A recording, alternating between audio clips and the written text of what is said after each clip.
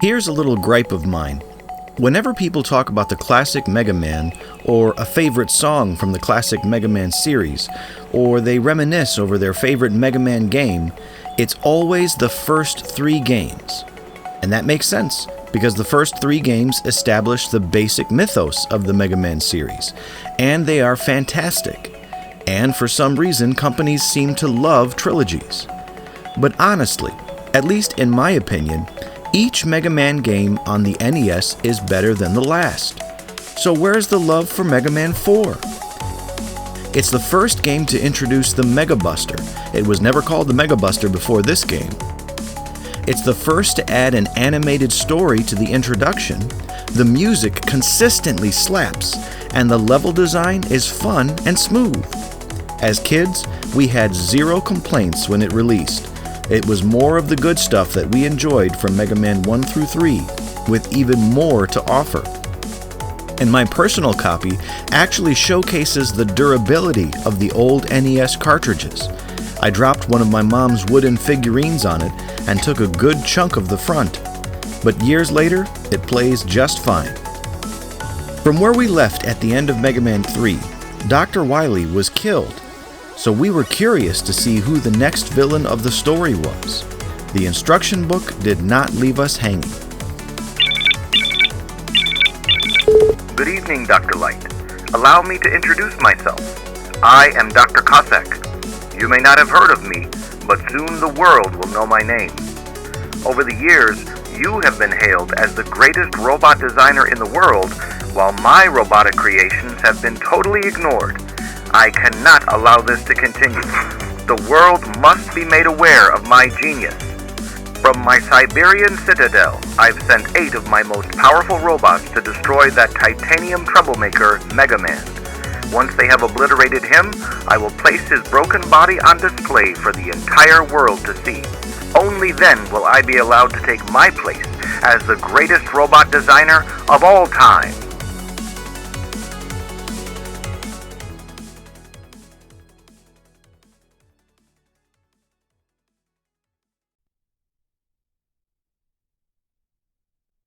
Right away, you can tell that more development has gone into this game compared to the previous 3. And what we have here is a recap of the overall Mega Man story up to this point.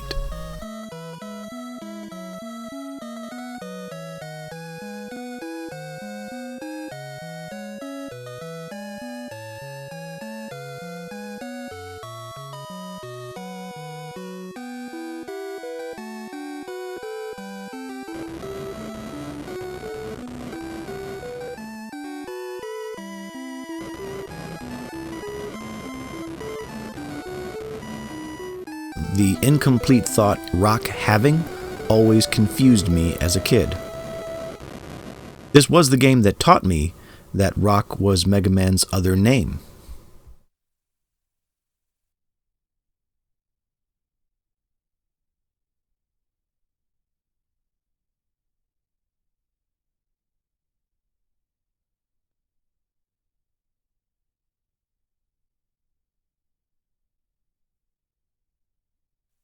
Did more development go into this game because of the success of Mega Man 1, 2, and 3?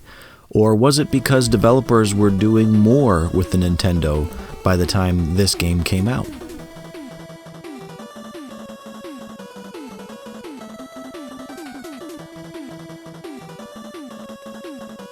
Now we see a reference to this game's story.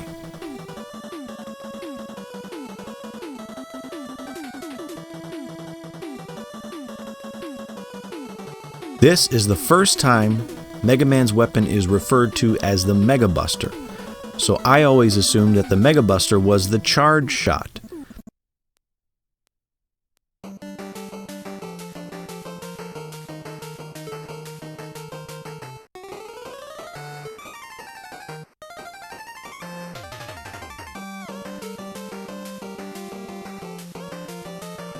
Another fire intro for a Mega Man title screen, but unless you're using the Mega Man Legacy Collection's music player, it's not possible to listen to the entire song.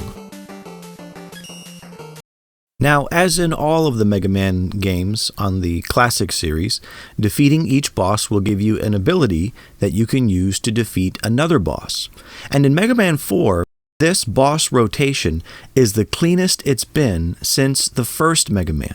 In Mega Man 2, there was not a cycle of bosses to defeat, but rather it was more linear. You start with Metal Man, end with Crash Man, but Crash Man did not complete the cycle and be effective against Metal Man.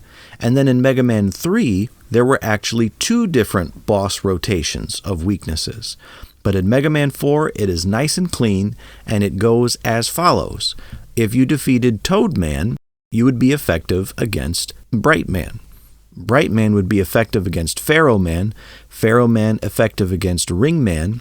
Ring Man would work against Dust Man, and then Dust Man against Skull Man. Skull Man against Dive Man. Dive Man against Drill Man, and then Drill Man would complete the cycle and be effective against Toad Man. We're going to go against Toad Man first, and you will notice the music that plays after we select a boss is the third and final time we hear this music on the NES Mega Man games.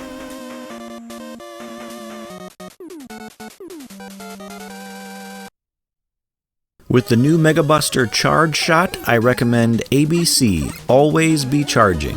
That way you'll be ready for whatever enemy comes on screen. Now for this playthrough, I avoided charging too much because I didn't want to disrupt the music as much as I could help it. You'll notice Mega Man moving slowly when he jumps. Notice the direction of the rain falling down. The wind is actually pushing Mega Man to the left when he's in the air. That makes these platforms a bit tricky to get to. And I like to do this thing when I walk off of an edge. I like to slide off an edge and jump. I feel like it gives me a little bit more reach, but I don't think it does really. But I still do it anyway. If you can take out that mama penguin, for lack of a better term, before her babies show up on the screen, the babies will not show up. Here's me testing my little sliding theory, which gives me better reach. Now we're out of the rain, but we still have to deal with water pressure in this next area. You'll see even though Mega Man is standing still, the water is pushing him forward, and now it's pushing him back. It just depends on which direction the water is falling.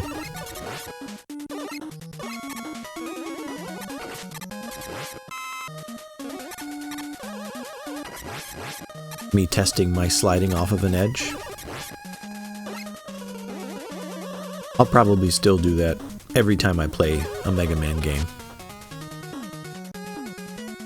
Now you'll notice just how far Mega Man can step forward before he falls off the edge. I like how Smash Bros. Includes the animation for Mega Man's little step if you step just slightly with Mega Man. This little mini-boss can only be damaged when his eyes are open. If you're far enough away from the enemy, from this mini-boss, he'll throw bombs at you. If you're close, his eyeballs will shoot in your direction.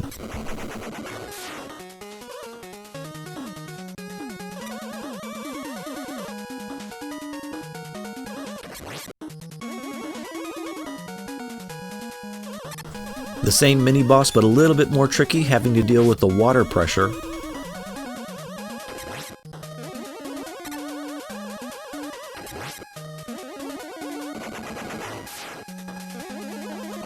If I can help it, I like to stay far enough away that he'll fire bombs at me rather than shoot his eyes at me.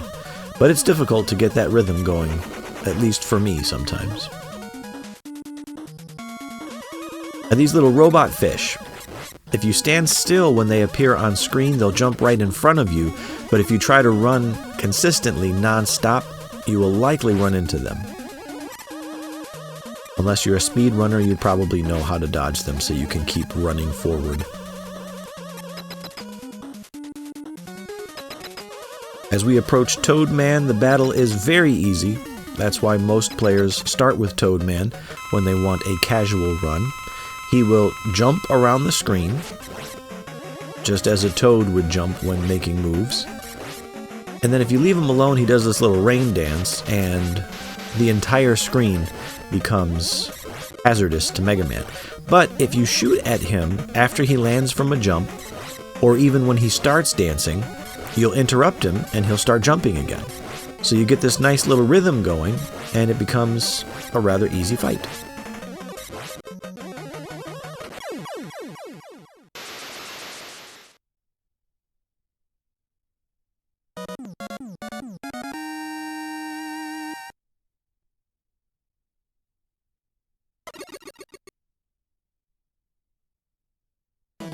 The best rendered weapon obtained screen to date.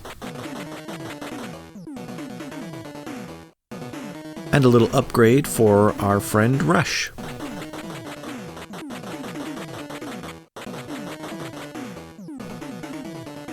In this password system, they remove the red and blue options. It's just red dots. And the password does not save how many energy tanks you have in reserve. So whenever you start your game with a password, you will always start with 0 energy tanks. Toadman is effective against Bright Man. And here is another one of my favorite songs from Mega Man 4. Right away, you'll see a peculiarity of this level. The green enemies will illuminate the room, whereas destroying the red flying light bulb enemies will darken it. And when rooms are darkened, you cannot see a pit in front of you.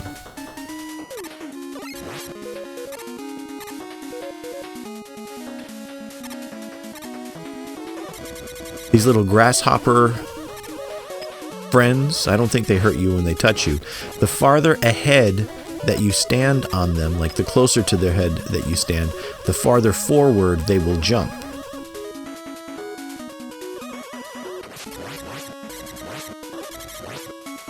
The now standard rush coil is in our inventory. And you'll notice that the subscreen is different from the previous 3 games. It takes up the whole screen, but you still will let go of a ladder when you unpause the game from your subscreen, unless you are holding up on the directional pad.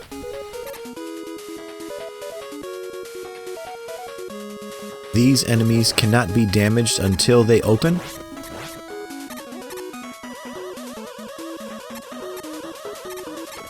They have to fall from the ceiling in proximity to Mega Man in order to open.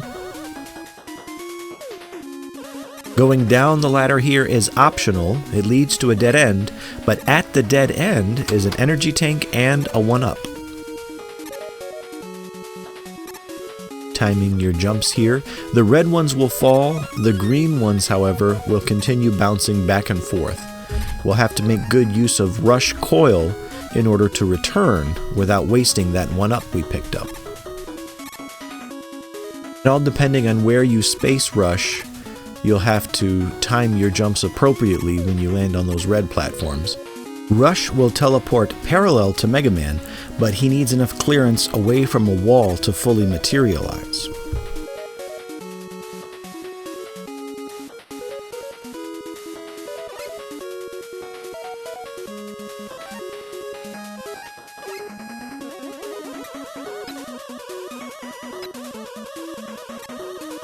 Now there's an enemy coming up, so we have to have our charge shot ready and hopefully take them out before the grasshopper reaches the next grasshopper. Otherwise, Mega Man will be taking some damage.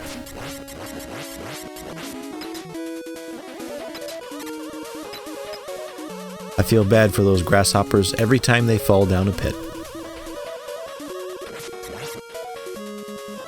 A chance to recoup a little rush coil energy.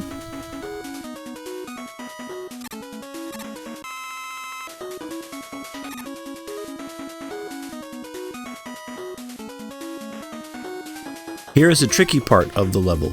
The light bulb enemies will return, and destroying them will darken the room. However, you can still see the red platforms. And just trust that there is a pit underneath this entire area, and you want to make sure that you keep your jumps flowing. And really, if you keep moving, you don't have to worry about those shots that the light bulbs shoot at you, because you will move with enough speed to stay ahead of them, or they will stay far enough ahead of you. The speed is comparable between the two of you. Bright Man is weak to Toad Man. Toadman's weapon involves Mega Man shooting a missile into the air and then the entire screen becoming hazardous to the enemies. It's actually a very powerful attack. Brightman's boss pattern is simple. He will jump at Mega Man, fire 3 shots in a spread at Mega Man, and occasionally flash a light that freezes Mega Man in place until he takes damage or after a certain amount of time has elapsed. You will notice that the shots that Brightman does take far less damage than when Brightman body slams you. That's the same for every boss in this game. Physically hitting the boss will take more health than being damaged by one of their projectiles.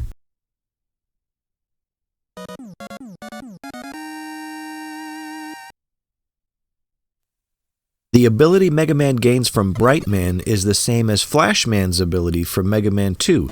It freezes all enemies on screen. But the difference with Flash Stopper is that you have certain portions of time that you can freeze, rather than using all of your weapon meter at once with one big freeze. And this is the first Mega Man game since the original that allows you to return to a level that you've already cleared. Brightman is effective against Pharaoh Man.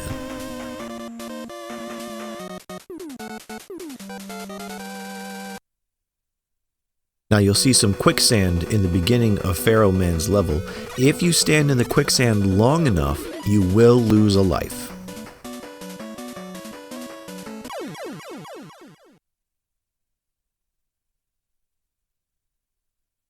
But as long as you jump just once before you fall completely into the quicksand, Mega Man will make a full recovery. These green scorpion enemies that come up out of the ground cannot be damaged while they are spinning up or spinning down in and out of the ground. Items fall right through the quicksand, so that 1-up is gone for good. Sliding is also a good idea to travel through the quicksand quickly. Fall down this gap to continue in the level, or we can use Rush Coil to clear the gap and head to a somewhat secret area. The advantage of Toadman's ability, reaching enemies that are out of reach. It also damages many enemies that are invulnerable to your regular power shot. We've picked up a secret item, and obtaining that secret item moves us ahead in the level. Our new secret item is a balloon that creates a temporary floating platform very similar to Item 1 from Mega Man 2. But what would the path have been if we didn't go for the item?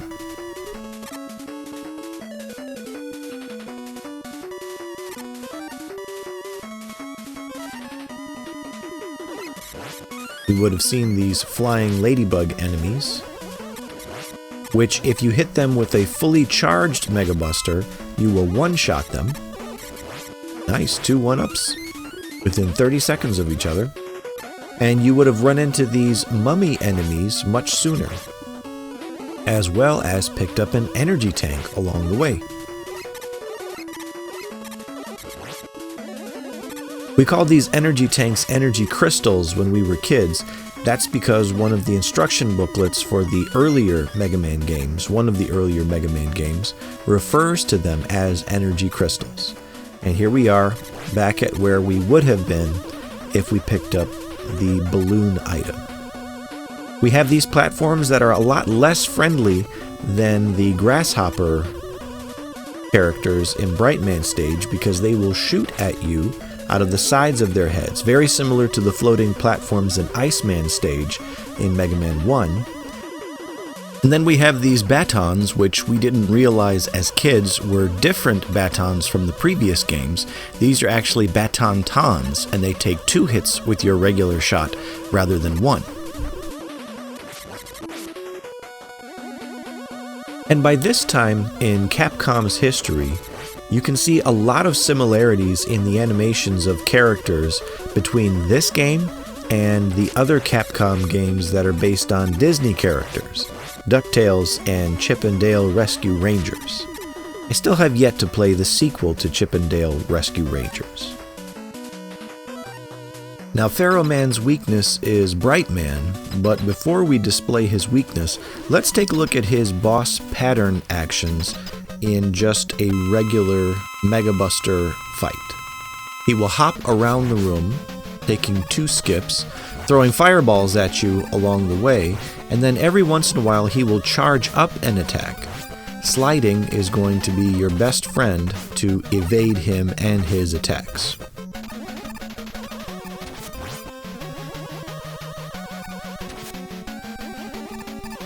I'm fighting him in a very clumsy way, and I thought I was just going to demonstrate his actions, but this is actually my second attempt at fighting him, and I won. Now, if you come at him with Bright Man's ability, the fight becomes far more simple. You will freeze Pharaoh Man in time, but unlike the fight with Quick Man in Mega Man 2, freezing him in time does not inherently do damage to him. You'll have to hit him with your Mega Buster, and the damage that you do has to be equal to the weapon energy you deplete. You'll notice that you're only freezing him for about 5 seconds, and a portion of your weapon energy is dropped each time.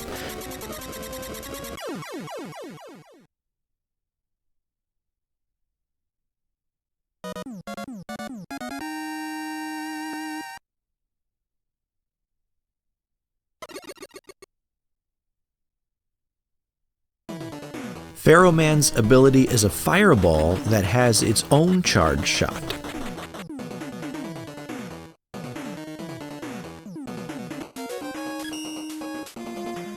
The Pharaoh shot is effective against Ring Man. That's where we are headed next.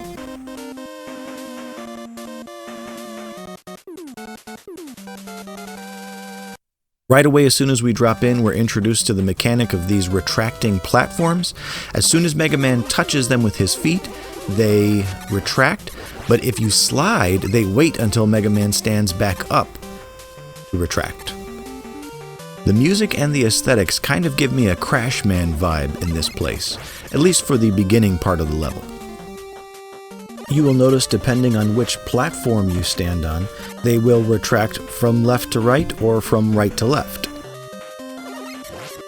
If you can slide and jump while sliding, the platforms will not retract at all.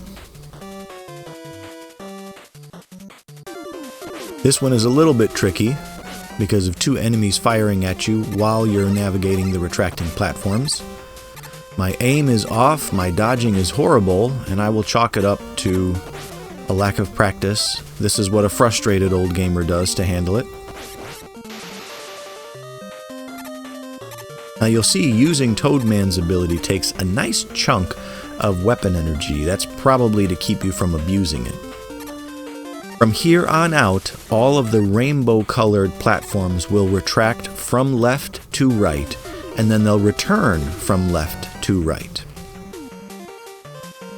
This is an enemy whose design was based on the Daruma Otoshi game. If you don't know what that is, look it up. It looks pretty interesting. After doing research, I kind of want to play it myself. These little floor-crawling enemies are invincible. We always come across these type of enemies in a Mega Man game. They crawl around the floor, they're immune to your regular shot. Toadman's ability is effective, and then in the future, Drillman's ability is also effective.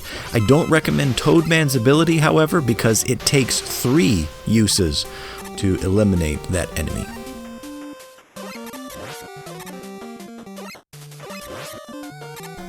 That weapon energy is lost. The official name of that floor-crawling enemy is Garyobi. Now we have our second mini-boss. These rings, when they disperse, they will damage you if they hit you, but that's the only time the eyes are vulnerable. We have 2 mini-bosses in a row. We are back at the Daruma Otoshi type hippopotamus enemy. His technical name is Kabatankyu. I hope I'm pronouncing that right. But you'll notice as you take out the pedestal underneath, you bring him down far enough to be able to damage him.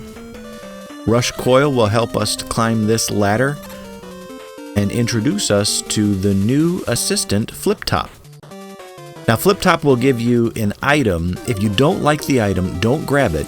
Leave the screen and come back until he does give you the item that you want. As soon as you grab the item, he will no longer reappear as you leave and come back. I always go for the energy tank, unless I am at max energy tanks. And in this game, you can only carry 9. These enemies here, if they get too close to you, they'll clam up into a shell and charge at you. They are invulnerable when they are clammed up and charging at you. Now these platforms, not rainbow based, they will always retract from right to left, which makes things a little bit more tricky as you try to move to the right side of the screen. And those enemies that clam up and charge at you are called monorotors. Quick move if you're not holding on to the ladder when you enter the screen.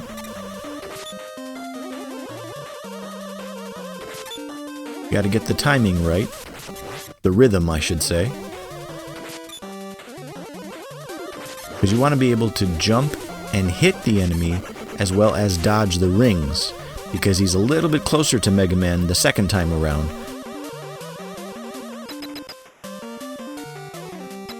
Now for Pharaoh Man's ability, you'll want to note that when you charge up Pharaoh Man, a fireball appears above Mega Man's head.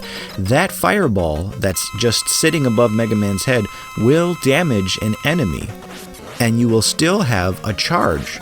So you can actually hit an enemy twice with a single charge. You can essentially headbutt the enemy once and then fire the fireball at the enemy again. Fireball sticks around even after Mega Man dies. Finally, Pharaoh Man's shot can be thrown in 6 different directions: left, right, diagonally up and down, left and right, but not straight up and straight down. For Ringman's pattern, you'll notice that he throws a ring like a boomerang, and then he jumps and throws another ring like a boomerang. And because of it returning to him in the air or on the ground, take note of the trajectory that throws. After he lands from his jump, he will run at Mega Man.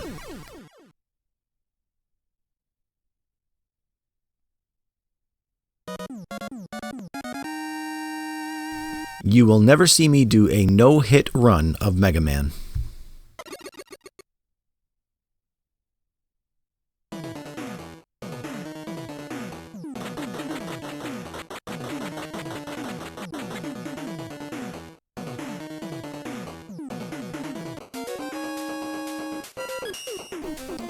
Ringman is effective against Dustman.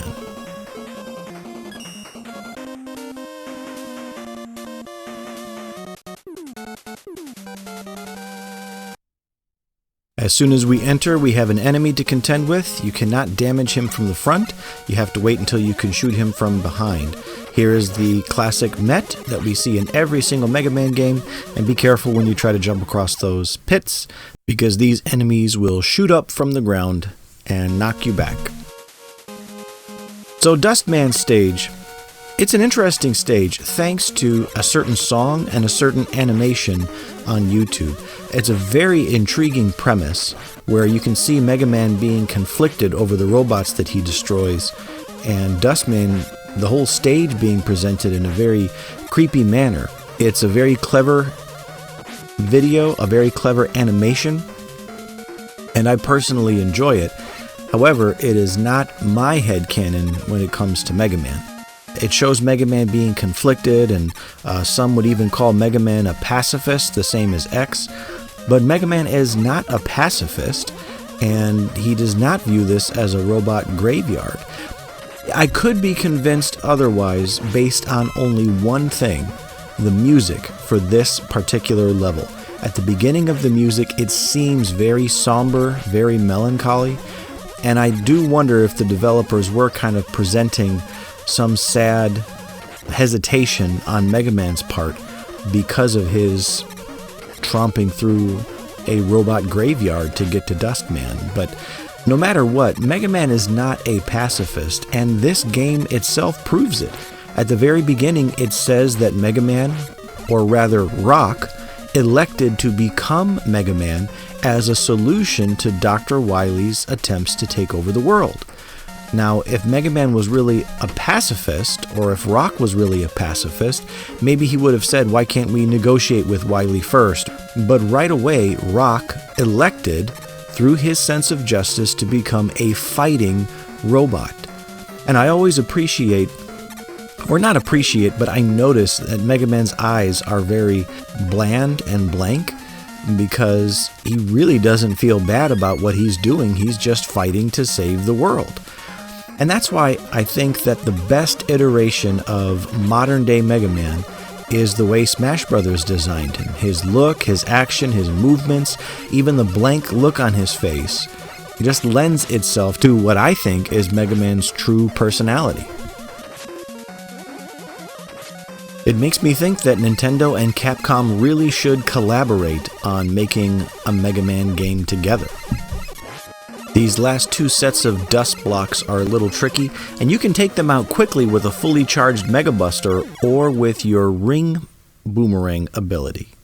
But I like to save my Ring Boomerang ability, and for this last part, the blocks don't respawn, so you can run over, take out what you want, and then run back over, take out a little bit more, until you feel comfortable running underneath the dust blocks. But the video I was talking about earlier is called Let There Be Light, and nothing that I said before about my feelings on Mega Man being a pacifist or not being a pacifist, in no way am I knocking the video. Again, it was very clever. There's a lot of passion put into it by an obvious fan of Mega Man, and he even says in the description that Dustman is one of his favorite robot bosses, and I respect that. So if you haven't seen that video, I definitely recommend it. We will equip the Ring Boomerang, and as far as Dustman's patterns go, he shoots a block of dust at you, which when it explodes, it shoots debris in the 4 intercardinal directions. And then he'll use this vacuum ability to try to pull you towards him. He's invulnerable while using that vacuum ability, so just focus on not getting sucked into making contact with him.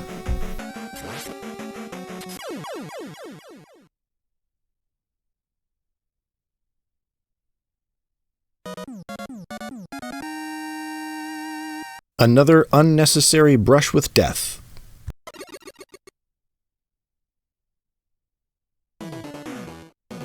The Dust Crusher will shoot a block of debris at an enemy. Once it makes contact with an enemy, it will explode debris in the 4 intercardinal directions. Dustman is effective against Skullman, and that's where we go next.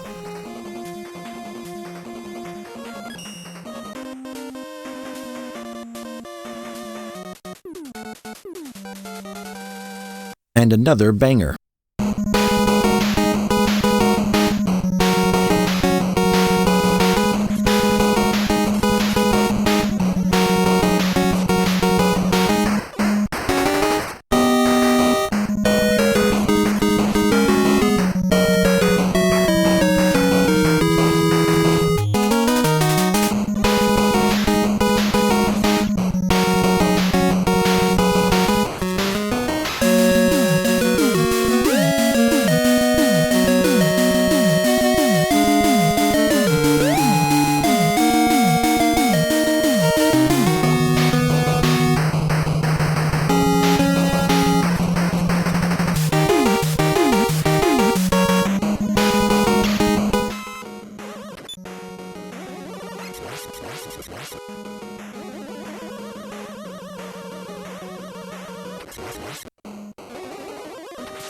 There go the Batontons. Now the next screen is Eddie, and if you want to speed things up, if you're going to be selective about the item that Flip Top actually gives you, later on he takes on the name Eddie, but if you want to be a little bit quicker while you're being selective, slide past Eddie, don't grab the item, and then go up and down the ladder. He will release an item as soon as you enter the screen, which will kind of speed up the process. Fortunately for me, as soon as I went up and down the ladder, he dropped what I was looking for. Now, continuing up the ladder would progress the level. This area to the right is optional, but I want the items that are offered at the end of the room, particularly that energy crystal.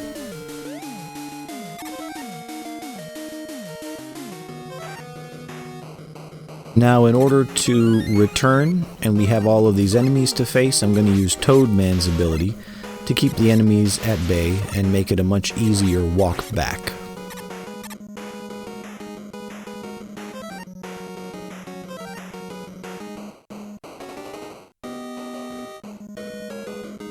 These enemies look so sad.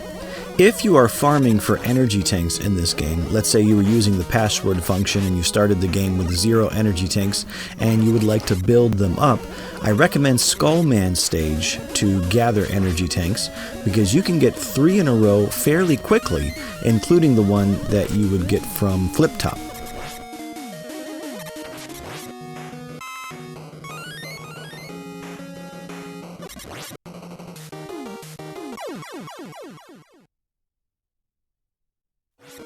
Good thing that enemy dropped a 1-up on the way to the energy tank.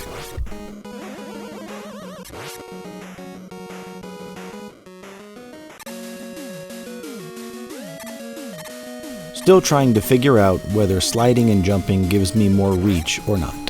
As you can see, hitting this variation of Sniper Joe, called Skeleton Joe, with just your regular shot will cause him to collapse, but then he will regather himself.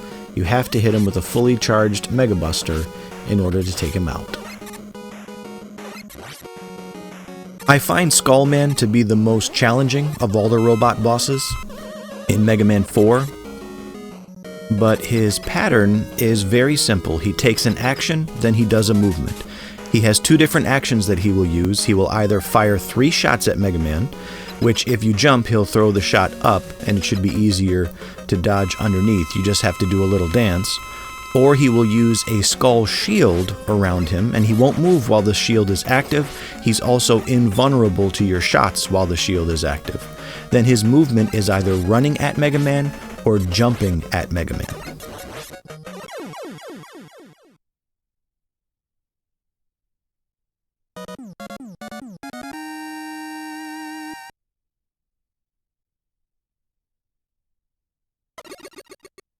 In Smash Bros. Ultimate, Mega Man does not have any boss abilities from Mega Man 4, although his Mega Buster did originate in Mega Man 4.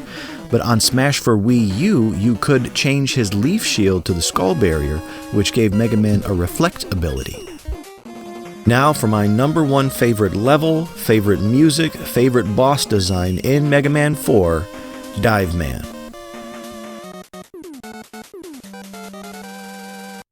Party time.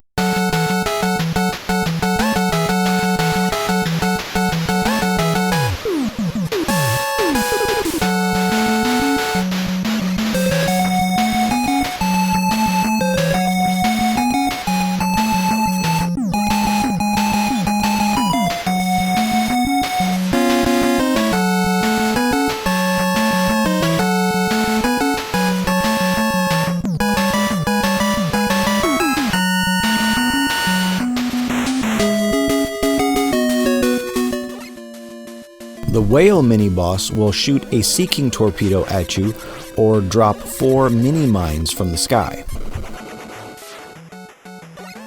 In any other video game, water levels would be my least favorite, but in classic Mega Man, I am all about them. And partly because Rush Marine is one of my favorite Rush transformations.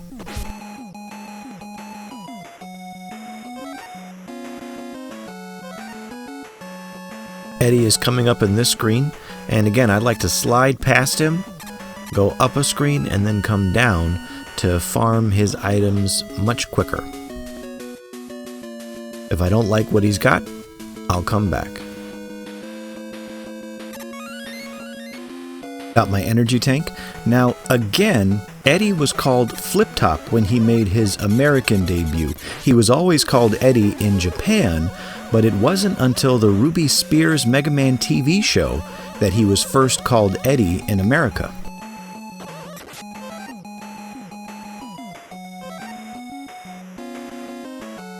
Now these green floating enemies, they are totally and completely invulnerable. No matter what weapon you use, Toadman's ability, Drillman's ability, nothing will destroy these enemies. You just have to dodge them. I like using Rush's marine ability against this whale mini-boss. As you can see, it works very quickly. Now this pit here is very easy to jump over. Suspiciously easy, in fact. So suspicious that it calls you to fall down just to see what happens. Notice the pattern of the spikes and control your fall accordingly. Not too difficult.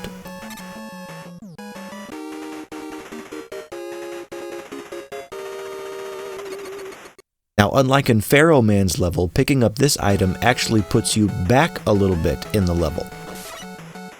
And what we have is an item that we can't utilize in this level, so we will demonstrate it in the next level.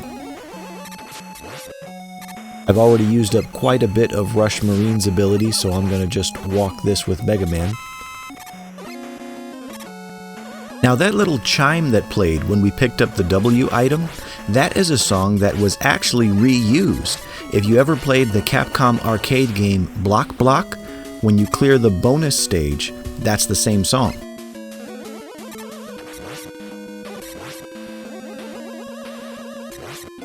These little floating mines are proximity based, perhaps? Or if you come in contact with them, they will explode? I haven't really figured them out.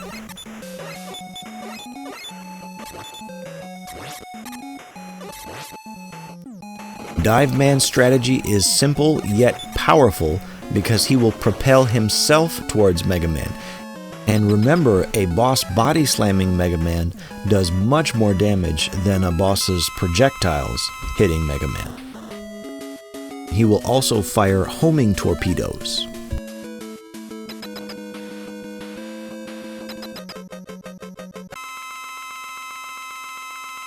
But because he comes so close, the skull barrier will help you. You can also destroy his missiles with your regular power shot if you're going for a Mega Buster only run.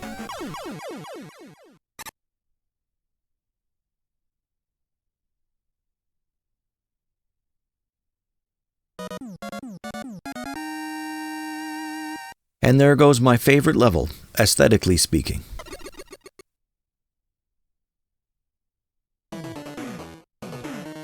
You now get missiles that take on Dive Man's homing torpedo ability. By the way, you don't have to select continue to revisit a stage. You can just select the empty box of the boss you already defeated. But the boss will not be waiting for you at the end. Dive Man is effective against our final boss, Drill Man.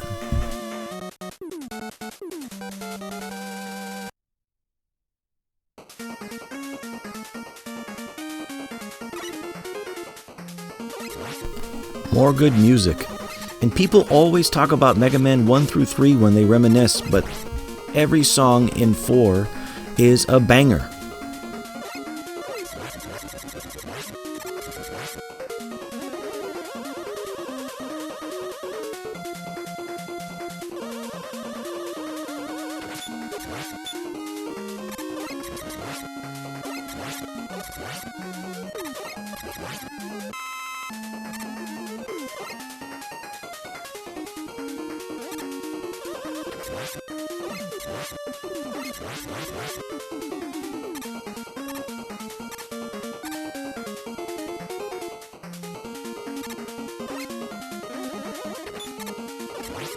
There's a bit of a tricky spot if you want that one up, but you really just have to walk to the edge, all the way on the edge, in order to jump.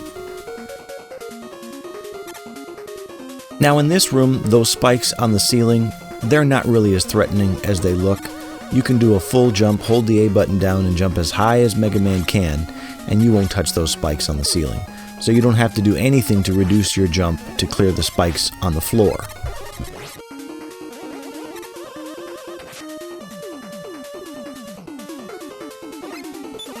These guys are difficult because they open up, and they're only vulnerable when they open up their cannon, but they close so quickly. And I used to have the rhythm down better when I was younger.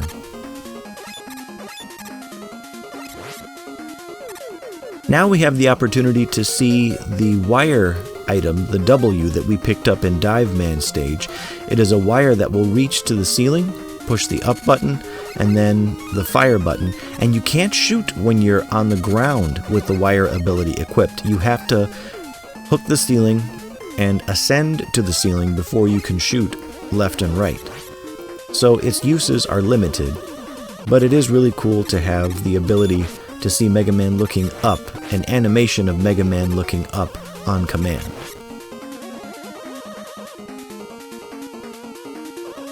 Now the rocks fall out of these chutes from the sky. These little helicopter enemies will float in Mega Man's direction, then drop, and then fire at Mega Man. These switches, all you have to do is touch them to activate them. There's a similar mechanic in the Capcom game Chip and Dale Rescue Rangers. You see there was a brief leap of faith. Next is a little bit bigger leap of faith, and if you don't shoot those rocks before they hit the ground, they break apart into pieces that can damage Mega Man. Here is an even bigger leap of faith. I love the way this room flows.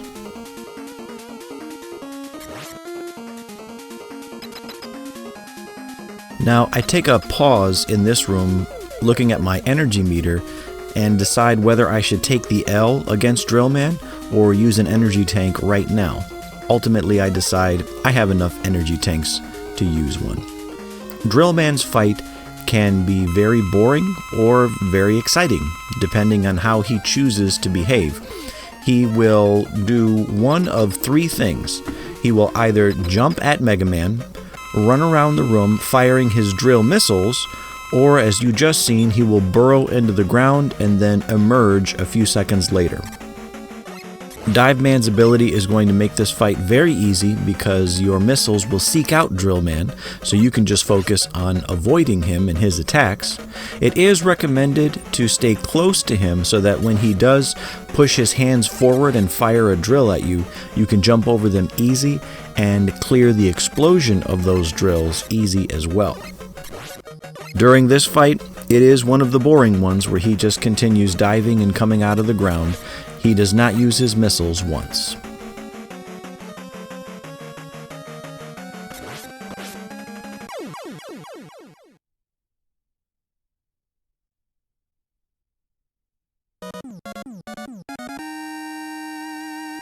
All 8 robot masters down. Along with destroying some enemies that are invulnerable to the Mega Buster, the drill bomb can also remove a few barriers that hide items.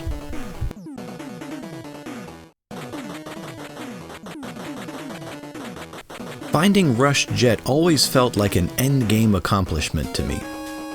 He always seems to be towards the end of my rotation of robot bosses.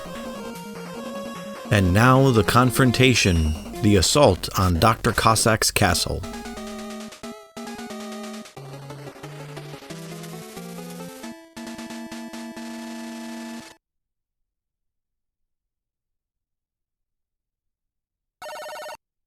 Are you ready for some more good music?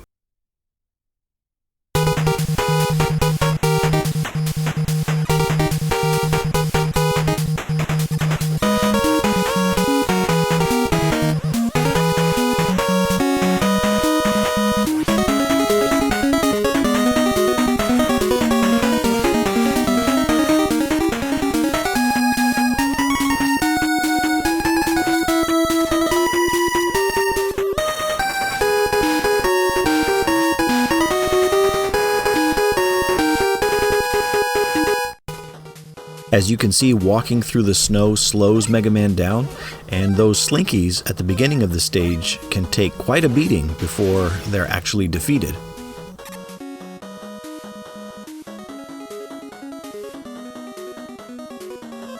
We will have a series of Sniper Joes and those little robots that jump up from the pit if you get too close.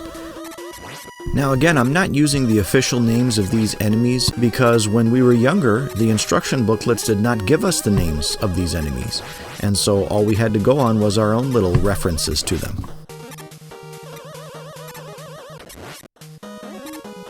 Do not slide down the bottom path.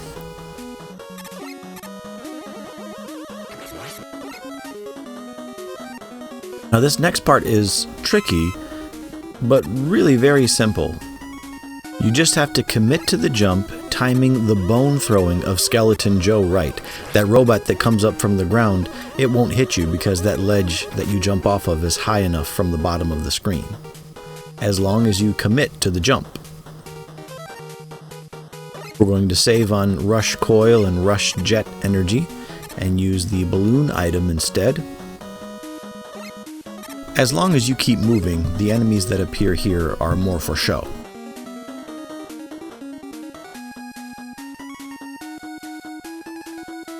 Now these ladders are tricky because you have to let go at the right time and then grab the next set of ladders, and if you push up too soon like I do, you'll grab the same ladder you let go of and not make any progress at all.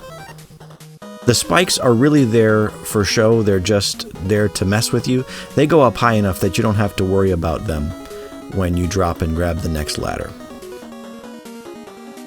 As long as you're decisive and you commit. The first boss of Dr. Cossack's castle is weak to the ring boomerang, but I like to take it out with just the Mega Buster.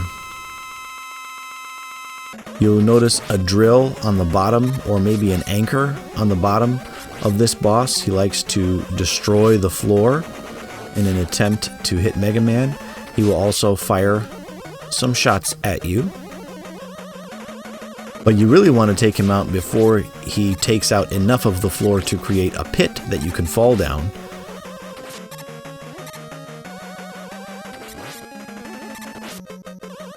It ain't pretty, but it works.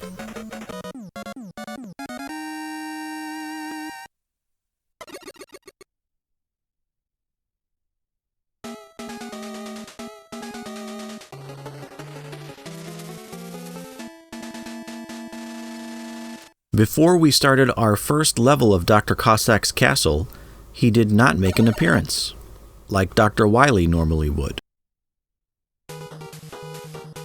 We have two paths that we can take here, and they both lead in the same direction, so I recommend taking the ladder on the right. A little easier to manage the enemies along the way. The upper path gives you an advantage over these cocoon enemies. You can bypass the bottom one altogether and take out the top one if you act quickly. All of our weapon energy is good. These skulls that drop from the ceiling, if you used the wire adapter, you could destroy that chute that spawns them. Rush Jet is a little different in this game. In Mega Man 3, you could control anywhere Rush goes, up, down, left, and right. But in Mega Man 4, he goes in one direction, and he will disappear as soon as he hits a dead end. The most you can control is up and down or jumping off. Now we have some hazardous platforms coming up. Notice how the arrows flash just before the spikes change position. Time your jumps accordingly. No need to jump across these spikes. We can cheese our way through.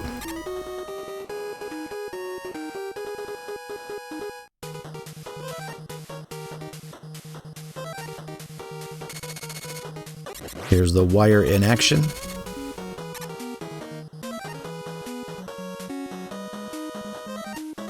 I don't really need that weapon energy, so we can continue moving forward.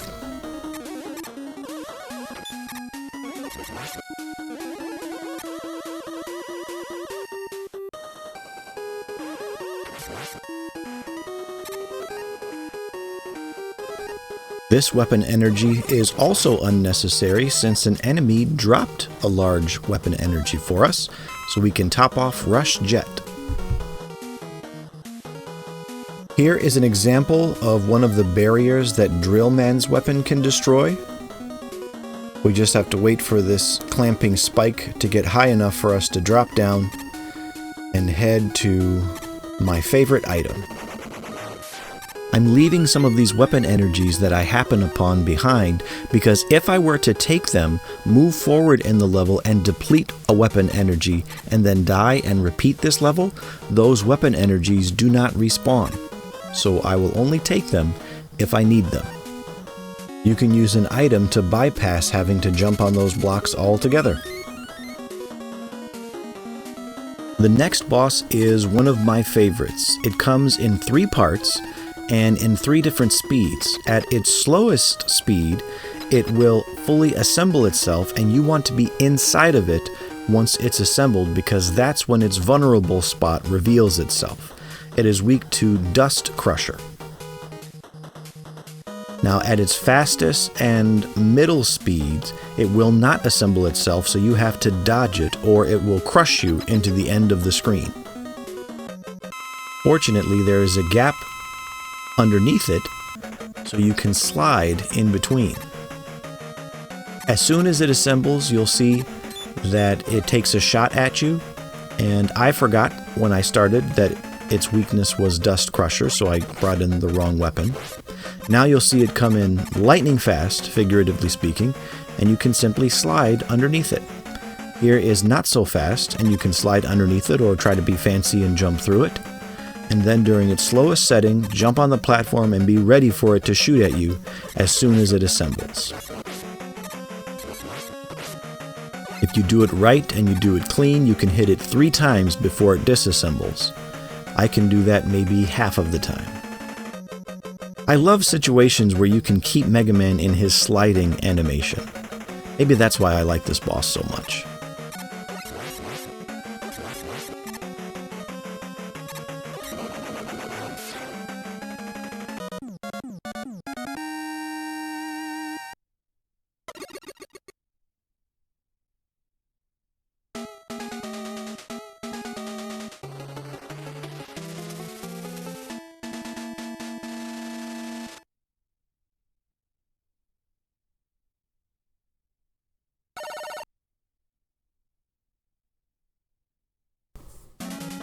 We are back outside. As soon as we enter, the screen begins moving to the right on its own. We just have to keep up. These enemies that rotate around the platforms cannot be defeated. The remix I used at the beginning of this video is based off of this song. That's Alan Zaks, who made that remix. I really like his style. I highly recommend listening to his Mega Man remixes.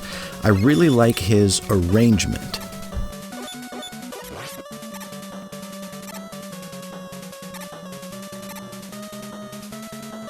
But as far as the original, this song that we're listening to right now, this kind of reminds me of Little Nemo's music, which is another Capcom game. Back in the days of the NES, the later NES days, Capcom had a certain flavor that you could pick up on. Once they found that flavor, they used it a lot and it was easy to recognize it. And that's not saying anything against the flavor. I really liked it. Now, Drill Man would be a better choice to take out these particular enemies. You see how much of Toad Man's energy we have to use to take them out. However, Drill Bomb is the current level's boss's weakness, so we're going to save that.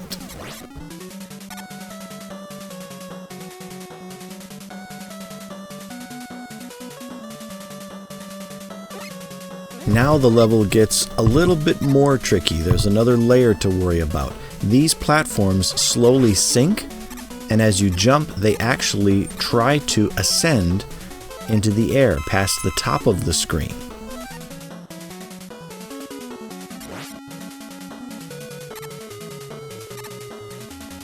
And platforms ascending rather than descending when you step on them is not common at this point in the Mega Man series, and it may seem like it makes things easy, but don't let it fool you. At the very end, there's a platform where if you're not far enough to the right on the screen, when you step on that platform, you won't fall fast enough To survive, the press against the left side of the screen. Now we may wonder how to get to this energy tank. We get out our balloon item, jump up, hold down, and repeatedly press A until Mega Man finally slides to get it.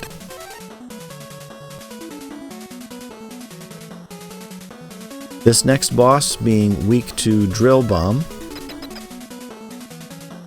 is an easy one, although the room looks threatening. Do what you can to get to the middle platform and take out the first half of the boss up top. As he goes left and right, just jump and shoot, dodging his very slow shots. And then for the bottom boss, he will rotate around the entire room, so just time your shots accordingly. You can shoot left, and if you're fast enough and time it right, you can shoot one more time as he's crossing the ceiling, and then shoot him again on the right side of the screen. Easy peasy.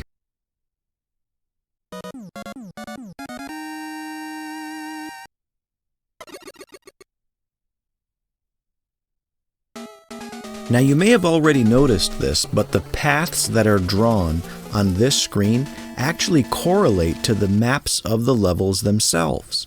So this path that we're about to see drawn with a split in it indicates that there is a split in this level.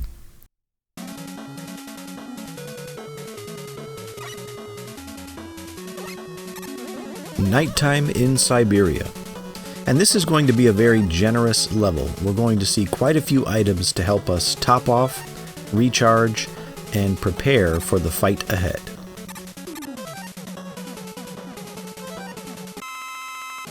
We used quite a bit of the drill bomb during the last boss fight.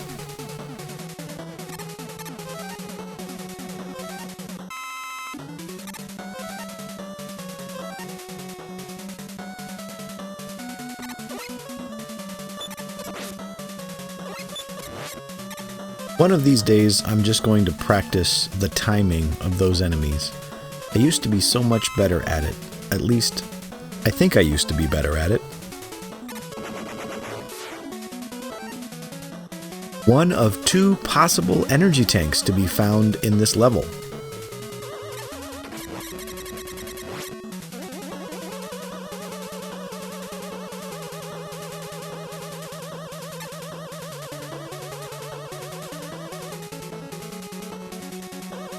Now here is where the path splits. Both of these paths have something to offer, but the one with the barrier in the top right corner, it just seems like there's a secret behind it, so we're going to take that one first. Spoiler alert, there is no secret, but there is my favorite item. Now, I'm already at the max for energy tanks, so I'm not going to waste that one. It would be a waste of an energy tank and a waste of weapon energy. Here is where the paths connect again, so let's see what we would have seen on the upper path. Back outside, dealing with these enemies that pop up from the pits.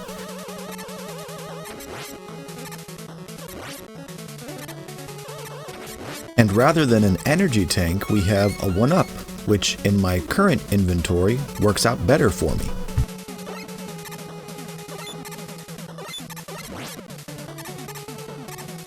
Our weapon energy is full, so we won't waste that. We have a few of these guys to contend with.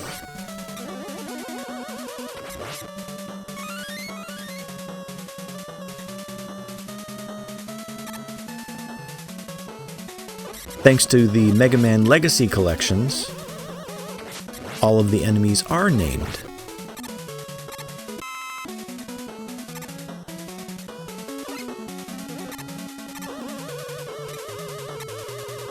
There's another life energy there, but we don't need that. The way that middle piece is shaped, it just looks like there should be a secret there.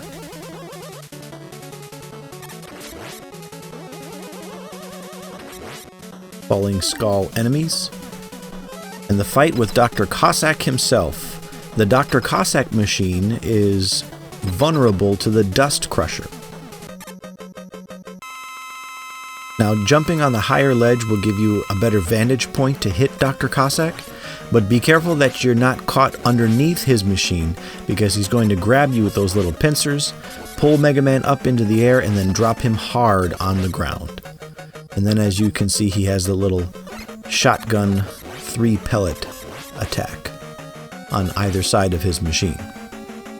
But as you make quick work of Dr. Cossack, a story event unfolds. Pharaoh Man makes an appearance, the only Pharaoh Man appearance in this game.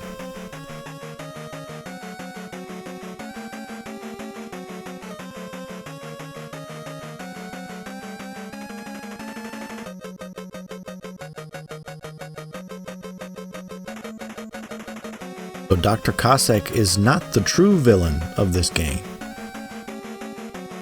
Watch how the next character makes his appearance. Then he's the... Yeah. Oh.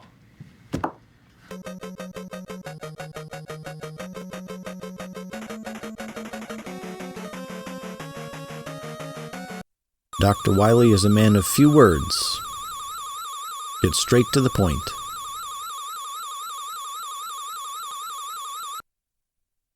The iconic eyebrows.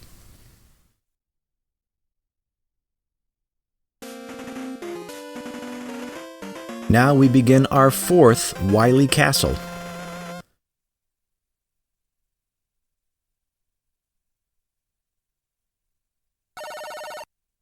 If you've played the first 3 Mega Man games.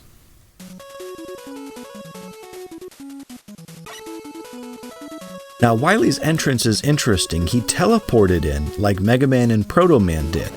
That feeds a little theory that floats around the Mega Man fanbase that Dr. Wily really did die in Mega Man 3, and every appearance of Dr. Wily after that is a robot.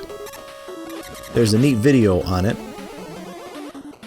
but I honestly believe that the teleporting in was just a game development choice, and that we are facing the real Dr. Wily. But I won't knock anybody who says otherwise. Now we have 2 different Mets that we're fighting here. You'll notice that the ones that are stationary take 2 hits to destroy, and they have a more aggressive attack. The others that will move in Mega Man's direction, that hop in Mega Man's direction, they only take 1 shot to eliminate.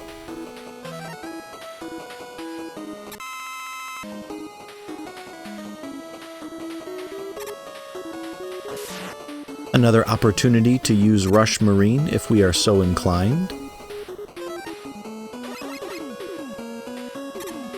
Rush Marine also needs enough clearance.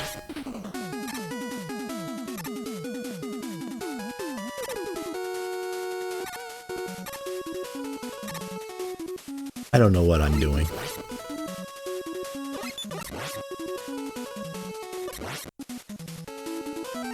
That one is just a little too tight to try to maneuver Rush around the spikes.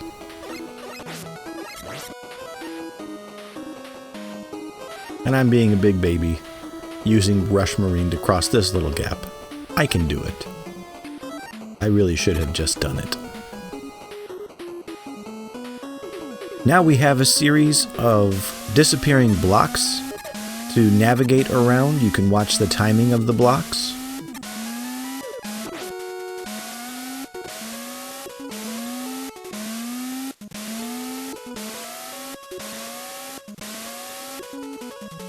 Now for this screen, you might say, why don't we just use Rush Jet, or the balloon item, or the wire item on the right side of the screen, but really with the way the blocks appear suddenly, it could get in Rush Jet's way, it could also get in the way of the wires, so it's really whether you want to plan your action with Rush, or whether you want to plan your action just jumping over the blocks.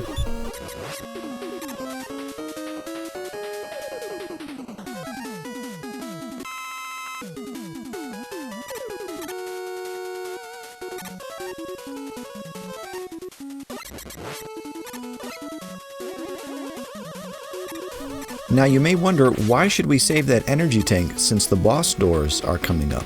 But in this game, when you die during a boss fight on the Cossack and Wily stages, you get sent back halfway through the stage rather than the boss doors.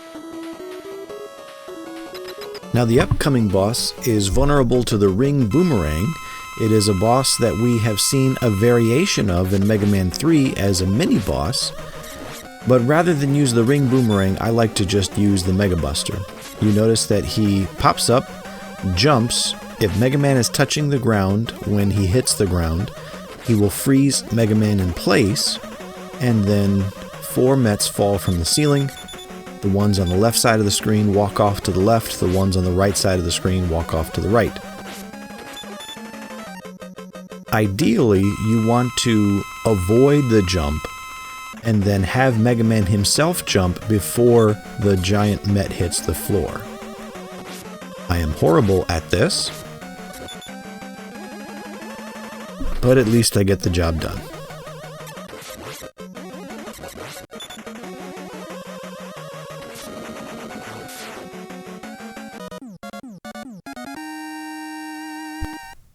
Maybe I should practice before I do these playthroughs.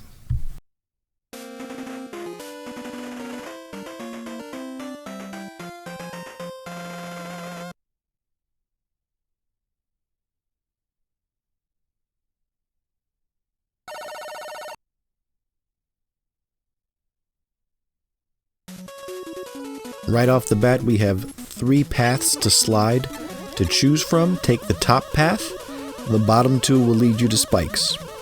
I like to hold the down button when I make this jump so that I can grab the ladder ASAP. Holding down has no effect on how quickly Mega Man jumps or falls.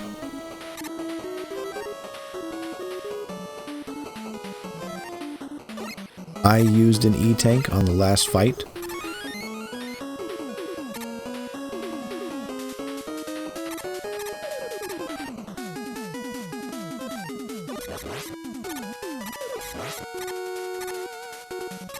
Now you could eliminate these floor enemies with the drill bomb or with Toadman's weapon, but I'm going to try to be fancy with Rush Jet and just avoid him altogether.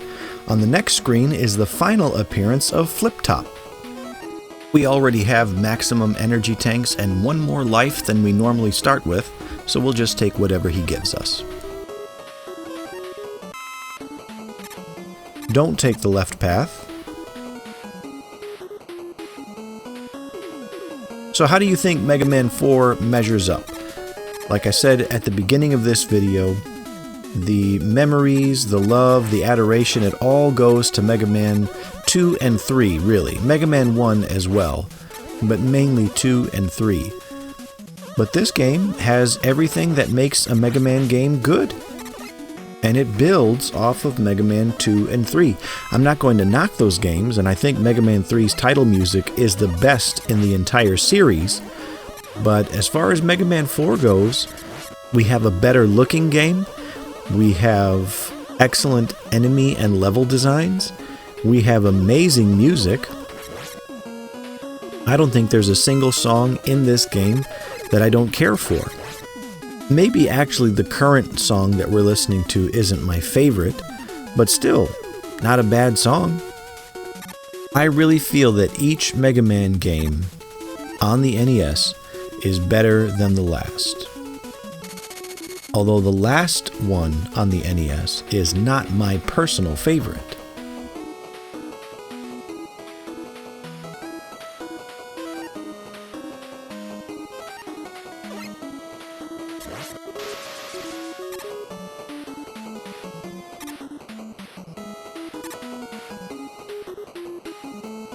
This next enemy is really easy. You can reach him with your regular Mega Buster, and his lateral shots at least can't reach you, so you just have to worry about jumping when he shoots straight at you. The next enemy, though, is a little bit more tricky because you're on a platform and his lateral shots can reach you, but if you fire at him quickly enough, there's no problem.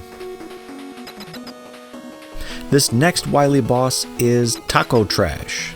T-A-K-O. He is vulnerable to the Mega Buster. but you could also use the ring boomerang if you like. Now I had to look up that weakness for him. His vulnerable spot is that green light just above his eyes, and it's a pretty precise shot. If you aim for his eyes, you will likely hit his invulnerable part. Aim just above his eyes. I am not good at dodging the ball that comes out of his forehead when I'm on the platforms.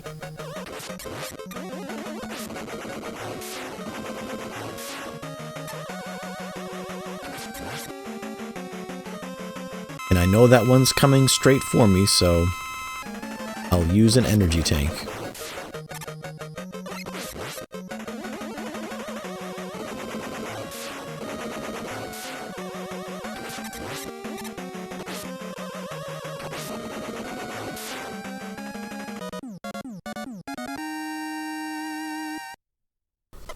Now, if you want to cheese this fight, come in with Drill Bomb equipped. Taco Trash has 2 hitboxes, and here are their approximate locations. If you run into the hitbox, it will do damage, but if you hit it with Drill Man, it will remove the hitbox. Then you can stand in the same platform that Taco Trash is standing on, and the rest of this fight is smooth sailing.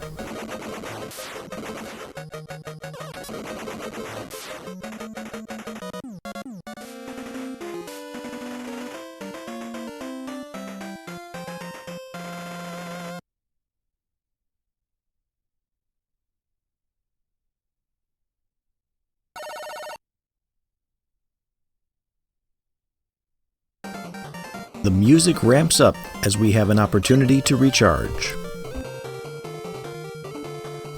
We won't be needing to use Rush or the Wire and Balloon abilities for the rest of the game, so we're going to focus on topping off our weapon energy to make sure we're ready for the upcoming boss Gauntlet.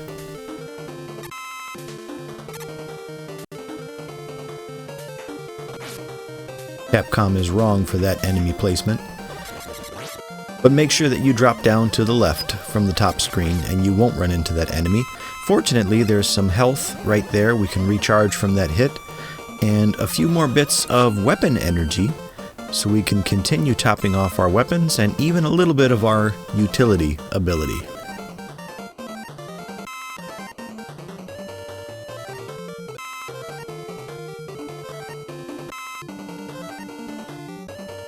No reason to waste our weapon energy on those 2 enemies. And now we can fully top off all of our abilities, which makes my completionist brain relax.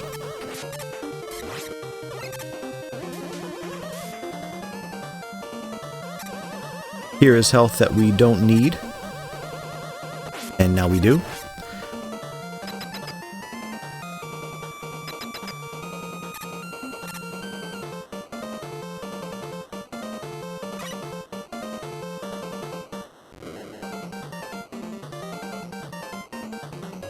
We go down, down, down to the boss Gauntlet room.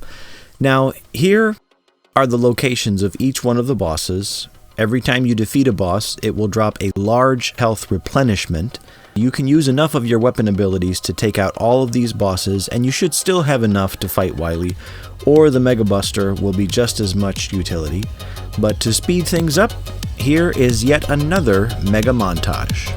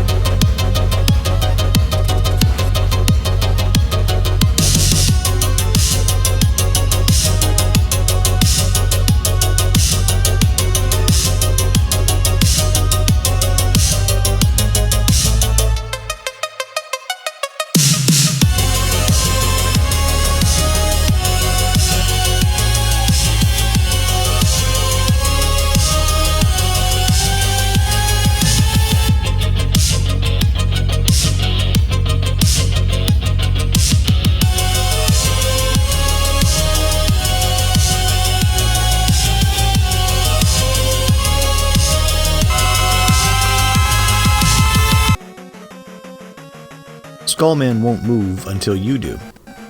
In fact, if you take a few steps to the side after he activates his barrier but before he deactivates it, he will run up to Mega Man and then stop again until you do.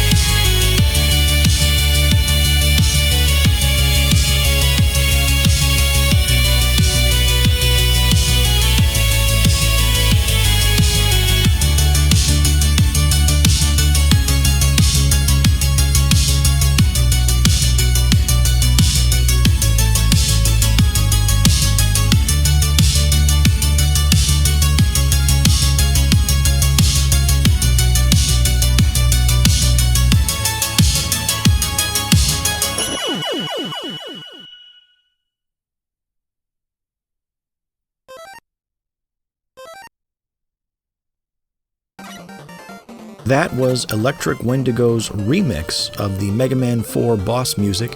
If you've never listened to him before, I highly recommend his Mega Man X soundtrack album.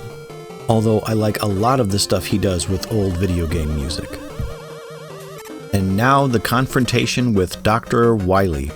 In this particular Wily machine fight, he will move straight up and down, shooting fireballs in Mega Man's direction. They're going to be not quite straight ahead. They have a slight down angle as they come at Mega Man, so you have to decide whether to jump, slide, or walk to get out of their way as you try to shoot the skull in the face. The area just underneath Wily is a safe space, but once you deplete the health bar, he enters a second phase, which gets a little more tricky. Now Wily's machine maintains the same altitude, but it moves left and right.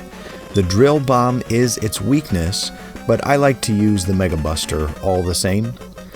The balls of fire that Wily shoots at you now will go straight forward or diagonally straight at Mega Man, depending on where you're standing when he decides to fire. And it's a barrage that continues coming, so you've kind of got to get a good rhythm going. Notice also that you have to shoot at him just at the peak of Mega Man's jump in order to hit that blue dial, his only weak point. Now there's an interesting way to soft lock the game if, after defeating Wily's machine, you equip Toadman's ability. After the machine explodes, Wily will escape in a little capsule. And if you fire Toadman's weapon and it goes off, the rain comes before Wily goes off screen in his little capsule, you will destroy him and the game won't know what to do next, so Mega Man will be stuck in the room just walking around.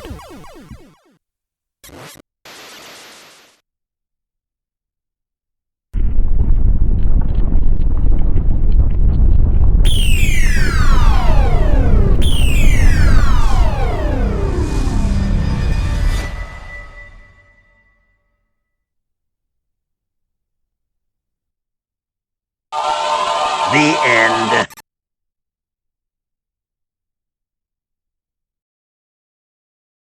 Are you ready for round 2?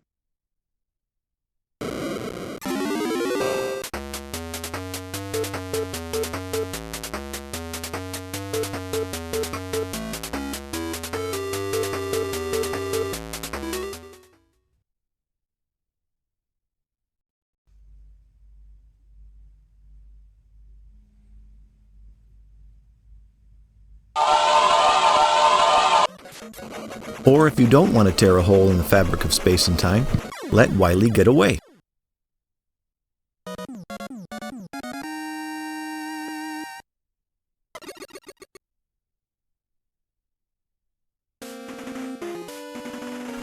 It's time for the final level for real this time.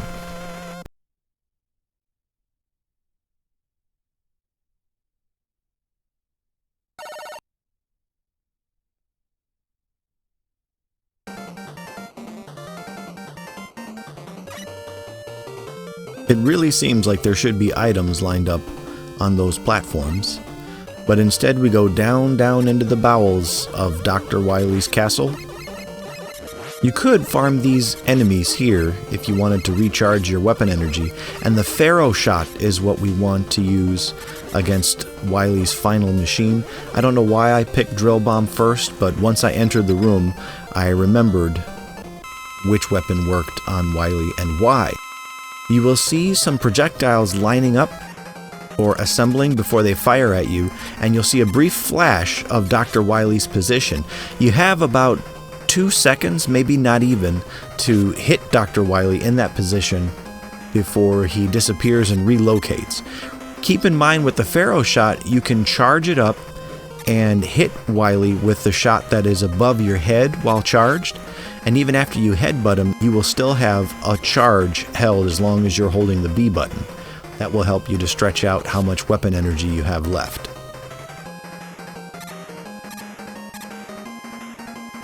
And in a game where robot masters do a tremendous amount of damage by body slamming Mega Man, I defeat Wily by body slamming him.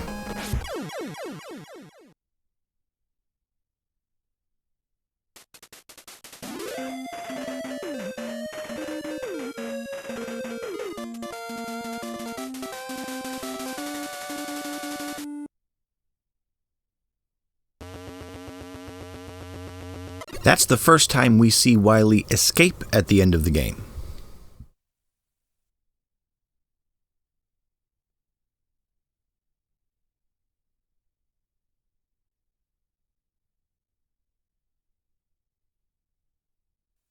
It was so cool to see so much more development go into a Mega Man game.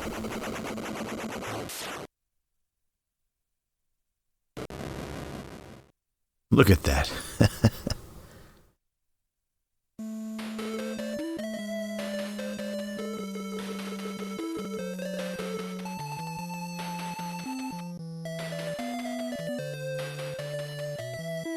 This is the actual gameplay version of the opening scene in our story.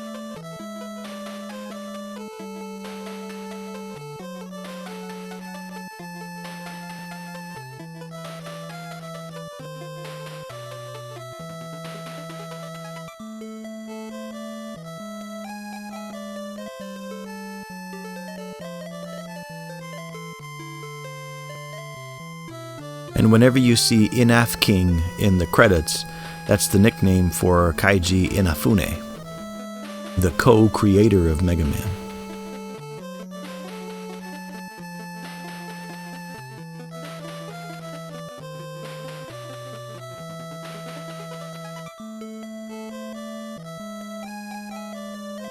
The first time since Mega Man 1 that Roll makes an appearance, other than being referenced to at the end of Mega Man 3.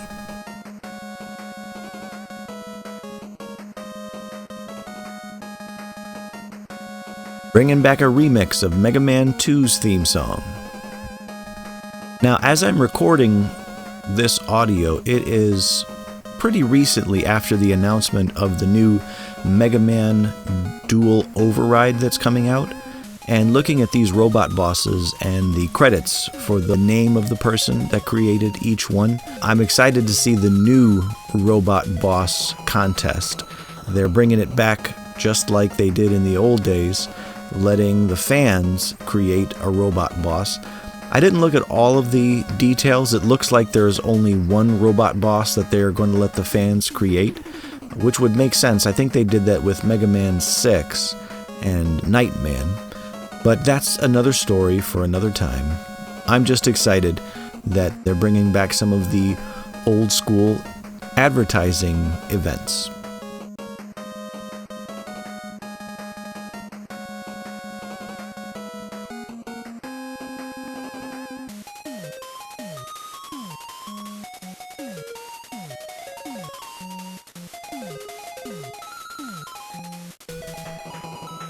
So that wraps up Mega Man 4, a game that builds on its predecessors and has every right to be called a solid Mega Man title. I hope that you enjoyed it as well, and thanks for listening to An Old Gamer.